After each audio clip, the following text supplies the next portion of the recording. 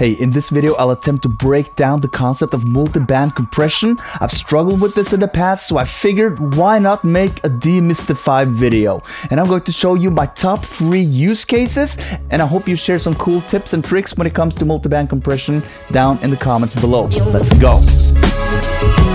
I'm Multipressor, aka Subphotic. You can find me at subphotic.com, and my mission is to help music makers such as yourself to get as good a sound as possible without breaking the bank hiring a professional every time a new track is done. And I think it was about 15 years ago when I was first introduced to the concept of multiband compression, and I was confused, overwhelmed, and I didn't even understand fully the concept of compression. So in this video, I'll attempt to clarify it as much as I can. So this video is dedicated to myself way back, and maybe to you if that's where you're at right now. So I wish that somebody would say to me way back that compression is simply automatic gain adjustment. The louder the sound, the more adjustment takes place. Simple as that. And a multiband compressor is simply a compressor that splits the sound into several bands. For example, the lows, the low mids, the upper mids, and the highs.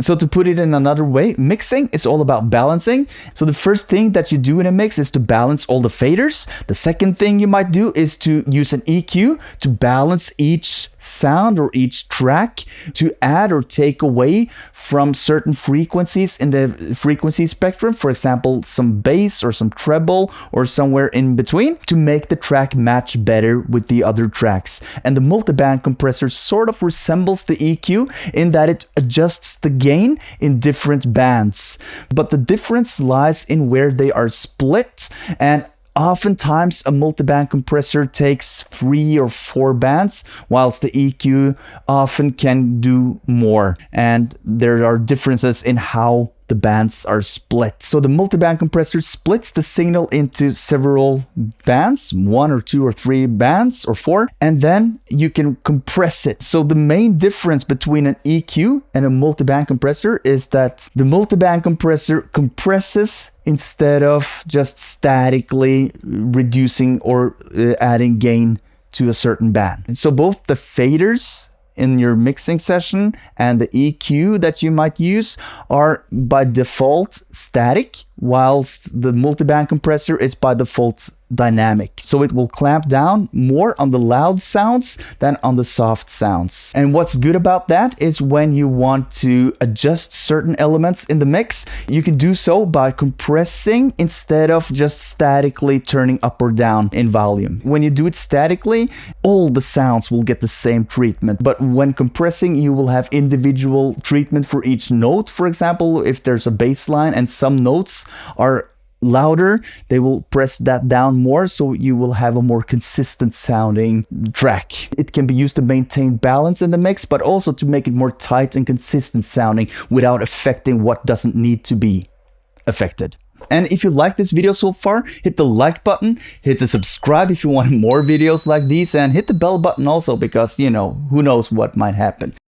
Here I have 3 different versions of a multiband compressor. The first here is a stock Logic Pro Multipressor. It's a multiband compressor with 4 bands. They are set at the get-go, but you can adjust them as you please. For example, you can narrow down the bass and you can have a broader mid-range. You can do whatever. You have all the controls laid out in front of you. And then you have the Izotope one, which resembles more the one that I'm going to use later on in this video. The Izotope starts with just 1 band. So this is a broadband compressor, a single band compressor, a regular compressor actually, quite clean. This is the Ozone Dynamics module, and this one has the ability to create more bands. So this is in essence a multiband compressor, and it has basically more or less the same controls. It has a compress and a limit function, so it's more versatile than the stock Logic one. And then you have my favorite, which is the Fabfilter Pro-MB. And this one I like because it's plain and clean. When you start the plugin, there's nothing going on, and then you have to assign a band, and then you can start playing around with it, and you can assign as many as you want. And all of these, of course, have presets, so you have some guidelines of where you want to take it. Now let me know in the comments, do you use any other than these? Please share with me and the rest of us if you have another favorite. I would love to know. Here comes my top 3 use cases for the multiband compressor. Number 1, vocals for more sheen and brightness without harshness. And I'll pull up my favorite one, and that's getting that vocal sheen, that niceness on the vocal. You know, that sizzle on the top of the vocal that you typically would get using a Pultec EQ. As long as the vocal has been recorded using a decent microphone, such as a condenser, it will capture everything that's up there in the frequency spectrum, and you can enhance it in the mix. So let me show you here. I raised the gain in 3.5 kilohertz range at about 3 decibels. And then I compress so that the loudest parts of the vocal track is being put back to place without it jumping out in the mix. At the same time, the quieter parts are enhanced. In this way, I bring forward some nice sweet details in the voice without causing harshness or ringing or anything nasty. Let's listen with and without. Without first. Det som skjer og alle enig det du mener. Deler alle gleder. Middager du koker opp og hooker opp I huset som stort og flott og lukter godt. Skammer meg blant for livet mitt må virke. I could do the same thing with a static EQ. We can A-B them. Okay, so without. Det som skjer og alle enig det du mener. Deler alle gleder. Middager du koker opp og hooker opp I huset som stort og flott og lukter godt. And then with the Pro-MB. With and without. Flott og lukter godt. Skammer meg blant for livet mitt må virke dritrart. Det du har et. There's minute differences here, but I think that overall you have more control with the multiband compressor.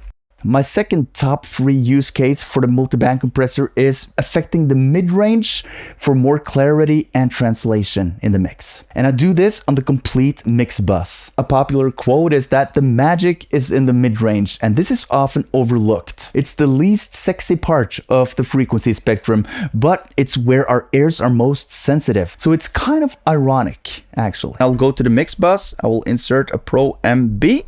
So a good move is this, slightly enhance the mids a bit, and then reining in the loud parts using compression. In this case, on the mix bus, where all tracks live, affecting all tracks in the mix, I'd grab everything between 400 Hz and 4.5K, roughly, and erase the gain about 3 dB and compress just like I did in the previous instance. This way I bring forward some more details and presence and clarity in the frequency spectrum where our ears are most sensitive. So let's listen with and without. Listen. Det som skjer og alle enig det du mener. Deler alle gleder. Middager du koker opp og hooker opp I huset som stort og flott og lukter godt. Skammer meg blant for livet mitt må virke dritrart. Det du har trygt og forutsigbart. Shit. Men jeg kan bare være meg og vent meg til det nå så det går greit. For det meste dette livet. A bit more intelligible, more clarity, and without exaggerating the overall balance of the mix. And if you're new to mixing, I would strongly encourage you to go download my free mixing guide. The link is in the description, where I give you 15 mixing tips and my workflow that I use every time that I mix a song, transparent and all. So go grab it, free. Link is in the description and in the pinned comments as well, I think. Now the third top 3 use case for the multiband compressor is this. It's the bass. I like to control the bass for more cleanliness and less mud, because oftentimes the sub-frequencies can be quite busy.